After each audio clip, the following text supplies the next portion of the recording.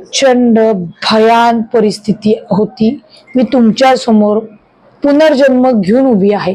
फक्त मीच नाही, जेवढे पर्यटक अडकलेले होते त्यांचा सगळ्यांचा हा पुनर्जन्म आहे। कारण का त्या परिस्थितीमध्ये सगळं संपलं। कारण का ज्या पद्धतीने आमच्या पर्यटक बंधूवर गोळ्या घातल्या, तिथं आमच्या पायाखालची जमीनच सरकली। कुठलाच वर्ग, उलट नरक यातना बघून आम्ही आलोत। आणि ज्यांच्यावर गोळ्या चालत विचार करा, त्या कुटुंबावर म्हणजे त्यांच्यासाठी आमच्याकडे शब्द नाहीयेत बोलायला। खरं तर काश्मीर सुरक्षित आहे, चांगल्या पद्धतीने आहे, याच्यासाठी तिथलं पर्यटन चालना वाढली, मोठी झाली। परंतु या अतिरेक्यांनी जी दहशत देण्यासाठी ही जी घटना केली, त्याच्यामध्ये नाहक पर्यटन भरडले गेले। पण त्याच वेळी ही घटना झाल्यानंतर पहिल्यांदा श्रीनगर सोडलं पाहिजे आणि जीव वाचवला पाहिजे, ही प्रत्येक पर्यटकांची भावना होती। लहान लेकरं बेदरलेली होती, घरी कधी पोहोचतात असं झालं होतं। तुम्हाला मी सांगते, माझ्या मुलांनी येताना पुण्यामधनं पुणे एरोप्लेन मध्ये एक व्हिडिओ केला की वो म्हणजे 8 वर्षाचा आहे आणि व्हिडिओ केला, वो लोगों ने हमला किया और हम लोग वहां से भाग के आए, पुन्हा हमारी ट्रिप बर्बाद हो गई, ये लोगों को कुछ काम आते हैं, असा त्यांनी सहज व्हिडिओ केला। म्हणलं मम्मा मी बघ काय केले। मी त्याला म्हणले, बाबा तुझ्या पाया पडते, शांत बस।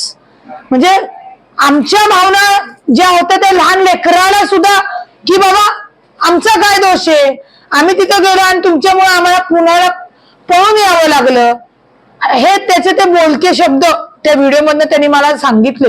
एवढं भयान होतं। नाशिकचे जे होते ते घाबरलेले प्रत्येक पर्यटन की आमचं कसं होणार। अजूनही माझ्याकडे तो ग्रुप आहे काश्मीर हेल्प म्हणून, त्याच्यावर सगळ्यांची नावं आणि आधार कार्ड टाकलेली आहे। त्याच्यावर माननीय अजितदादा चा नंबर, ढिकले म्हणून नंबर आहे, त्याच्यानंतर मुरली अण्णाचा नंबर आहे। या सगळ्यांना आज एक आत्ता टीम आलेली, एक रात्री टीम येईल। ही सगळी लोक जास्त विमानं पाठवा आणि आपल्या लोकांना श्रीनगर मधनं हलवा। आपल्या प्रशासनाकडे म्हणजे अजितदादांकडे आणि मुरली अण्णांकडे मागणी केली होती, त्यांनी त्या पद्धतीने ती सगळी लोक आपली आणलेली आहेत। फक्त काही लोक श्रीनगर ते मुंबई म्हणजे मग तिथनं जाणार, एकदा श्रीनगर मधनं बाहेर काढा। जेव्हा दिल्लीत आले ना तब ऐसा लगा की नाही, असा चिमटा घेतला, आपण वाचलोय, आपण जिवंत आहोत, काळजी करायची कारण नाही। कारण श्रीनगर त्यावेळी सोडणंच होतं, नाही तर अवघड झालं असतं। ही परिस्थिती घडल्यानंतर गोंदवल्याला होते 90 किलोमीटरवर 14,000 उंचीवर, पण तिथे आमची ही होती आपली डिफेन्सची सगळी लोक असल्यामुळे तिथं काही भीती नव्हती। त्या लोकांनीच इकडे हल्ला झाल्यानंतर आम्हाला काही सांगितलं नाही, पण आम्हाला सुरक्षित ठिकाणी हलवत होते। खाली उतरल्यानंतर आम्हाला स्थानिक लोकांनी सांगितलं की असा असा प्रकार झालेला आहे।